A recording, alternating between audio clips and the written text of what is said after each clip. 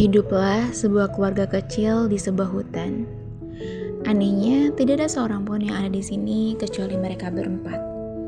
Si bungsu yang bernama Biru sering mempertanyakan mengapa dia tidak bertemu dengan manusia lainnya. Orang tuanya hanya bilang belum saatnya. Mereka bertemu dengan manusia lainnya.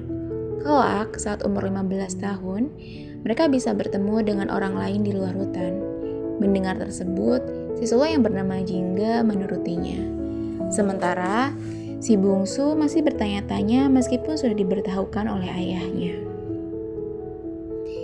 Keesokan harinya, ibu sedang memasak di dapur untuk sarapan. Si sulung, seperti biasanya, sedang membantu ibu untuk mencuci piring, sementara si bungsu sedang mengelap meja. Sementara ayah sedang memotong kayu bakar di halaman belakang. Biru dan Jingga punya hewan peliharaan yang sangat cantik, yaitu burung merak yang diberi nama Beauty. Mereka memelihara Beauty sejak dari kecil, entah ayah dapat dari mana. Yang jelas, sejak kehadiran Beauty, mereka merasa hari-harinya berwarna.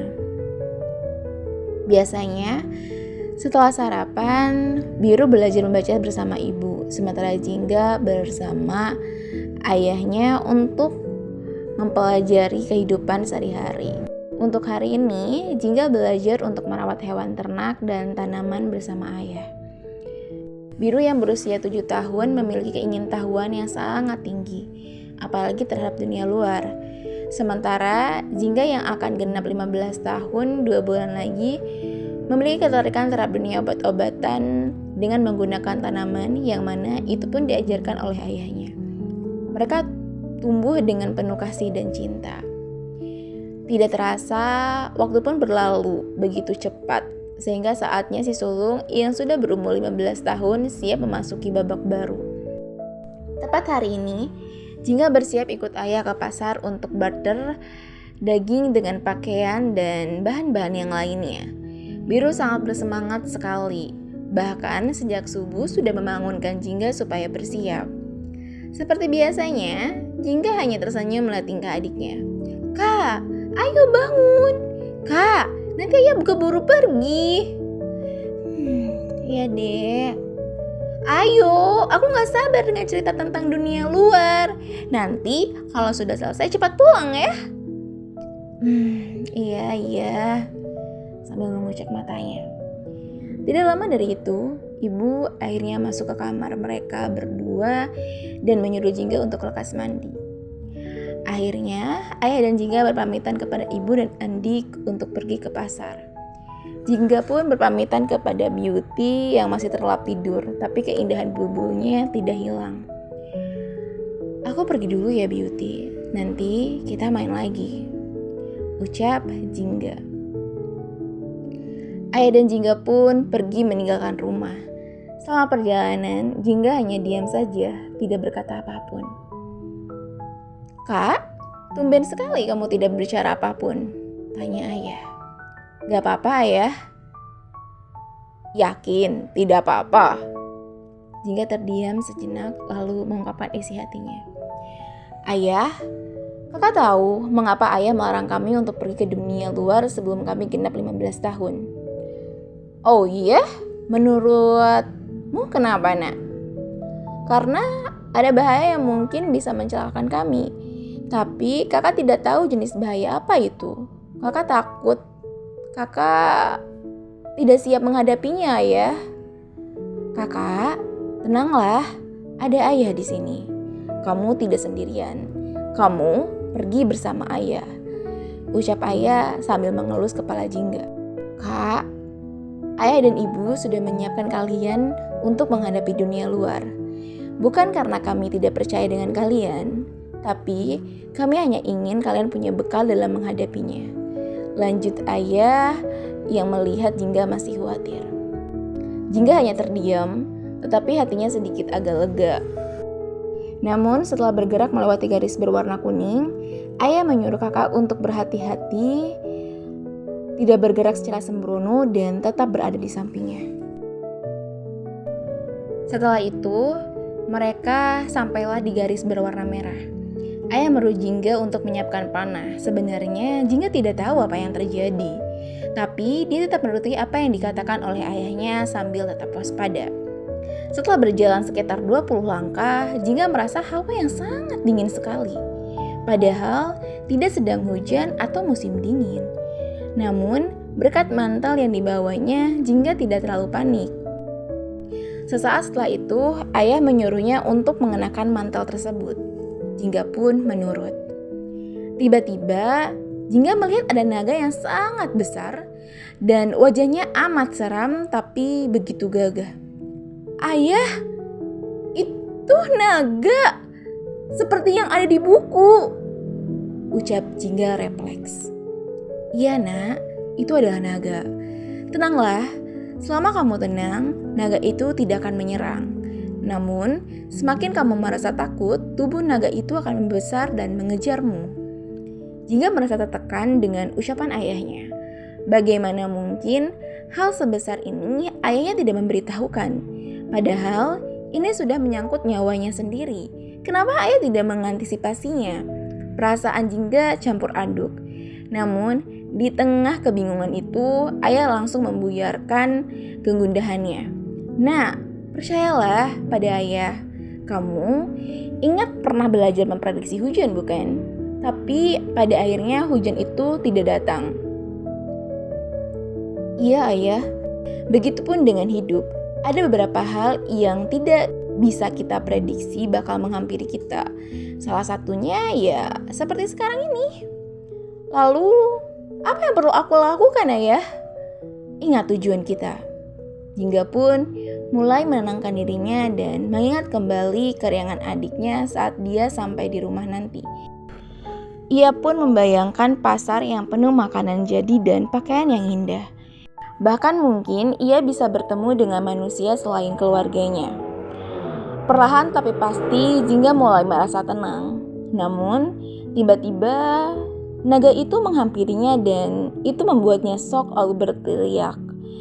Ketakutan mulai merasuki diri Jingga sehingga naga itu semakin membesar. Sementara ayah mengejar Jingga untuk menenangkannya. Kak, bayangkan naga itu sosok yang menggemaskan dan lucu, teriak ayah. Ayah, bagaimana mungkin aku bisa membayangkan hewan buas seperti itu? Kak, semakin kamu takut, maka semakin menjadi kuat dan besar naga itu. Tiba-tiba, langkah Jingga berhenti dan bersembunyi di balik pohon sambil membayangkan bermain bersama Beauty dan Biru, adiknya. Selain itu, Jingga pun membayangkan naganya ini menjadi kecil, imut, dan lucu. Walaupun Jingga awalnya kesusahan. Perlahan-lahan, napasnya Jingga mulai teratur kembali. Sementara di belakangnya sudah tidak lagi terdengar suara auman naga. Nak, ayo ke sini, ujar ayah. Naganya? Coba tengok ayah, percayalah. Meskipun agak takut, Jingga akhirnya memutuskan untuk berbalik dan menghampiri ayah yang sudah menunggu meskipun ragu-ragu. Tidak disangka, naga yang tadi sangat menyeramkan dan besar, tiba-tiba berubah menjadi naga mungil dan menggemaskan. Ayah, ini naga tadi? Iya kak, itu naga yang tadi kakak lihat. Nanti ayah jelaskan ya sambil jalan, tegas ayah. Namun Jingga merasa aneh karena naga itu mengikutinya seolah ingin ikut. Ayah, kenapa naga itu sejak tadi mengikuti kita?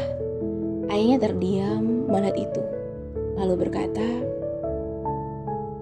ambil dia kak, masukkan dia ke kotak ajaib ini. Ambil? Maksudnya dirawat kayak Beauty? Tapi kan kotak ajaib ini untuk menampung barang barter nanti ya? Iya. Sepertinya dia ingin menjadi teman untukmu. Tenang saja, ayah bawa 2. Baik ayah, tapi bagaimana mungkin sosok yang menjadi ketakutanku menjadi teman? Ucap Jingga bingung. Takut itu adalah alarm untuk kita lebih berhati-hati. Namun menjadi bumerang ketika rasa takut itu menguasai kita, ucap ayah tegas. Jingga terdiam mendengar ucapan ayahnya. Meskipun begitu, mereka bisa melanjutkan perjalanan dengan tenang sampai ke pasar. Di sana, Jingga merasa takjub dengan banyaknya olahan makanan, pakaian yang indah, minuman yang terasa segar, dan lain sebagainya. Namun, ketakjuban itu segera berubah saat Jingga melihat orang-orang berkelahi, dan itu pertama kalinya Jingga melihatnya. Ayahnya yang paham perasaan anaknya langsung menarik Jingga. "Ayah, mengapa mereka saling marah satu sama lain?" "Banyak faktornya, Kak. Tapi yang jelas, mereka takut mengalami hal-hal buruk." "Apakah manusia di sini sering berantem, Ayah?" Tidak selalu. Lihatlah, Kak. Perhatikan kakak perempuan yang sedang makan bersama dengan anak-anak itu." "Itu anak-anaknya ya, Ayah?" tanya Jingga. "Bukan, Kak. Itu adalah anak-anak yang ditinggal orang tuanya di sini. Kakak itu yang merawatnya." "Jelas, Ayah." "Mengapa mereka ditinggalkan, Ayah?" "Entahlah, Kak. Ayah juga tidak tahu. Mungkin ada perasaan takut yang menguasai mereka jika mereka membesarkannya." Jingga hanya terdiam menyimak ucapan ayahnya, lalu mengikuti ayahnya dari belakang. "Saya mau tukar daging ini dengan selimut dan pakaian anak," tegas ayah. "Boleh? Tumben ditemani gadis cantik. Siapa namanya?" "Aku Jingga, Kak." "Ini anak bungsu ya, Pak?" "Bukan, ini anak sulung." "Ya ampun. Ayo nak, silakan pilih selimut dan pakaian mana yang kamu sukai. Kamu boleh ambil selimut 3 dan baju 4 potong, serta bawahannya juga 4 potong, spesial untuk kamu yang sangat cantik," ucap perempuan muda itu. Jingga pun begitu sangat antusias memilih pakaian dan selimut yang sekiranya akan disukai oleh adik dan ibunya. Sementara untuk selimut ayah, Jingga meminta ayah untuk memilihnya sendiri. Akan tetapi, ayahnya ingin dipilihkan oleh Jingga. Hal itu membuat Jingga sangat senang, karena untuk pertama kalinya, ayahnya mengizinkannya untuk memilihkannya sesuatu. Setelah selesai belanja, Jingga dan ayah mampir ke sebuah tempat khusus perhiasan. Hanya saja sebelum masuk, ayah bertanya pada Jingga yang membuatnya bingung. "Kak, apakah kakak sudah siap?" tanya ayah. "Sudah ya? Memangnya kenapa?" "Kalau ada tatapan aneh, jangan terlalu dipikirkan ya. Kakak ikutin ayah saja." Baik ayah." Mereka pun akhirnya memasuki toko tersebut. Benar kata ayah, ketika mereka masuk, banyak mata yang memperhatikan. Apalagi saat Jingga melewati sekelompok anak muda dengan pakaian yang sangat indah. Berbeda dengan dirinya yang menggunakan baju sederhana. Ayahnya seperti memahami isi hati Jingga. Dia langsung menggenggam tangan anaknya dan melanjutkan langkahnya. Sesekali Jingga menundukkan pandangannya dan membungkukkan punggungnya. Untuk pertama kalinya dia merasa aneh dengan semuanya. Namun ayah segera mengingatkannya kembali. "Kak, mereka sama seperti kita, sama-sama manusia. Jadi jangan kamu tunduk hanya karena mereka terlihat lebih indah. Kamu ingat? Kamu memiliki banyak talenta yang menakjubkan, bahkan bisa mengobati ibu yang sedang demam," tegas ayah. Jingga hanya diam saja, tidak menjawab pernyataan ayah. Namun, perlahan kepercayaan dirinya mulai stabil. Ditambah, Jingga juga mengingat kembali bagaimana pelatihan-pelatihan bersama ayahnya untuk melatih fokus dan menerima rasa takut, tapi tidak tenggelam dengan perasaan tersebut. Hingga beberapa waktu kemudian, tatapan-tatapan itu tidak terlalu mengganggu sebesar saat pertama kali tadi. Setelah selesai barter bulu merah dengan perhiasan hadiah untuk ibu, akhirnya mereka pun bergegas pulang karena sudah siang. Namun sebelum itu mereka makan terlebih dahulu di sebuah tempat yang tidak jauh dari toko-toko perhiasan. "Ayah, naga ini makannya apa?" "Berikan buah-buahan," ucap ayah. Baiklah, aku akan menyiapkannya. Tapi Kak, kalau rasa takutmu lebih besar dari keyakinanmu, maka dia akan melahap rasa takut itu dan mengendalikanmu. Lalu kenapa ayah menyuruh untuk memeliharanya kalau seperti itu? Itu terlalu menakutkan ya. Apa yang kamu dapatkan hari ini? Tanya ayah.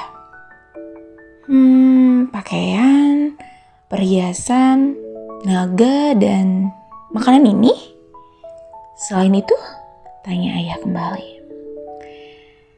Jingga berpikir cukup lama, tetapi akhirnya ia bisa menjawab pertanyaan ayahnya.